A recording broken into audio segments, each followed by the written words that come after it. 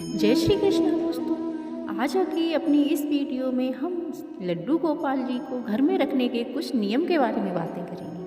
अगर आपके घर में लड्डू गोपाल हैं तो चलिए जानते हैं उनको घर में रखने के कुछ नियम। बहुत से घरों में लोग श्री कृष्ण के बाल स्वरूप लड्डू गोपाल की सेवा करते हैं, लेकिन जाने अनजाने वो कुछ नियमों का पालन नहीं करते। अगर आपके घर में लड्डू गोपाल की मूर्ति है या आप मूर्ति स्थापित करने जा रहे हैं तो कुछ बातों का विशेष ध्यान रखें। लड्डू गोपाल की मूर्ति घर में स्थापित करना एक धार्मिक परंपरा ही नहीं बल्कि आध्यात्मिक कर्तव्य के प्रति गहरी जिम्मेदारी भी है। घर में श्री कृष्ण के बाल स्वरूप का रखना बहुत ही शुभ माना जाता है।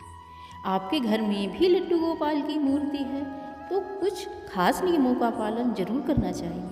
यदि इन नियमों को पालन न किया जाए तो शुभ फल की जगह अशुभ फल की प्राप्ति होती है। लड्डू गोपाल को जीवित देवता के तरह ही सेवा, स्नान, भोग और सुलाया जाता है, इसलिए इसकी स्थापना करने से पहले कुछ बातें अवश्य जान लें। जिन घरों में लड्डू गोपाल की मूर्ति की सेवा की जाती है उन्हें इस बात का ध्यान हमेशा रखना चाहिए कि कभी भी लड्डू गोपाल को जल्दी ना उठाएं, क्योंकि हम श्री कृष्ण के बाल स्वरूप की सेवा कर रहे हैं। जिस तरह बच्चों की नींद का ख्याल रखा जाता है, ठीक उसी तरह बाल गोपाल की नींद का भी ख्याल रखना चाहिए। जो लोग अपने लड्डू गोपाल को हर जगह ले जाते हैं उन्हें ऐसा करने से बचना चाहिए।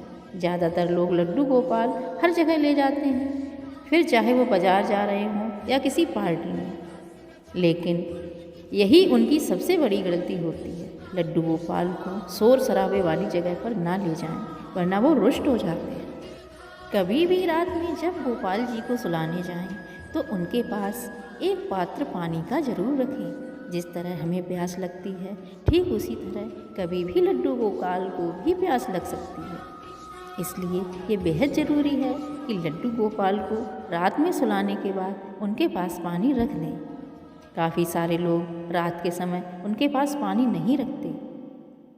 लड्डू गोपाल के दिन में 2 बार कपड़े बदलने चाहिए। सबसे पहले सुबह स्नान आदि के बाद लड्डू गोपाल के कपड़े बदलें, फिर रात को सोने से पहले उनके कपड़े बदलना चाहिए।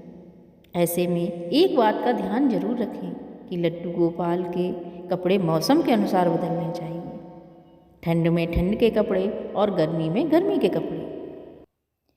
लड्डू गोपाल जी की मूर्ति बहुत ज़्यादा बड़ी नहीं होनी चाहिए।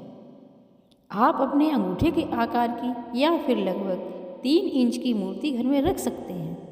इसी के साथ लड्डू गोपाल की पीतल, तांबा, कांसा, चांदी या फिर सोने की मूर्ति घर में रखनी चाहिए। वहीं अगर आप अष्टधातु से बनी मूर्ति घर ले आते हैं तो यह और भी शुभ माना जाता है। स्नान के बाद उनके माथे पर चंदन का तिलक लगाएं और श्रृंगार करें। सुबह शाम लड्डू गोपाल जी की आरती करें। लड्डू गोपाल जी को दिन में कम से कम 4 बार भोग लगाना चाहिए। ध्यान रहे कि उनका भोग हमेशा स्नान के बाद और सात्विक रूप से बनाना चाहिए। भोग लगाने के लिए कभी भी प्लास्टिक के बर्तनों का इस्तेमाल ना करें। इसके स्थान पर धातु के बर्तनों का इस्तेमाल करना चाहिए।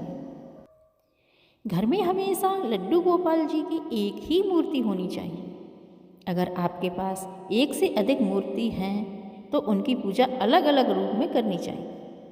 साथ ही इस बात का भी ध्यान रखें कि लड्डू गोपाल जी को कभी भी घर में अकेला ना छोड़ें।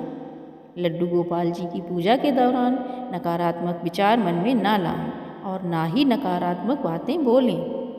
और सबसे बड़ी बात, हम पूजा पूरे भक्ति भाव और भावपूर्ण होकर करेंगे तो हमारे ठाकुर जी कृष्ण कन्हैया उसे अवश्य ही स्वीकार करेंगे।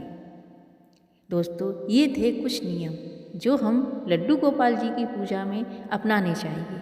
इसमें अलग अलग लोगों की अलग अलग राय हो सकती है।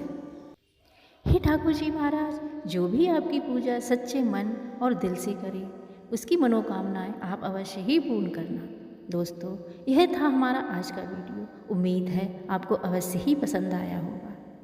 अगर आपको हमारा ये वीडियो अच्छा लगा है, हमारी जानकारी अच्छी लगी तो हमारे चैनल को लाइक सब्सक्राइब अवश्य करें। धन्यवाद।